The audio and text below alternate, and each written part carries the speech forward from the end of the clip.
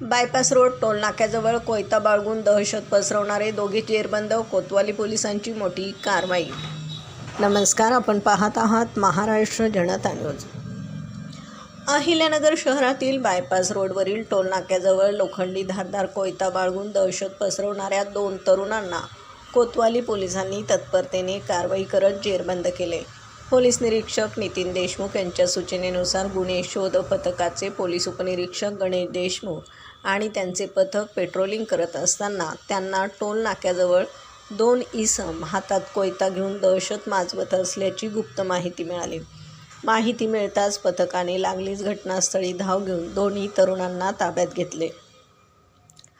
अटक करण्यात आलेले आरोपी प्रीतीम भाऊसाहेब लाळगे आणि नकुल विठ्ठल पवार असे असून तपासणी दरम्यान प्रीतम लाळगे याच्या हातात लोखंडी धारदार कोयता मिळून आल्याने कोतवाली पोलीस ठाण्यात भारतीय हत्यार कायदा कलम 425 प्रमाणे गुन्हा दाखल करण्यात आला आहे.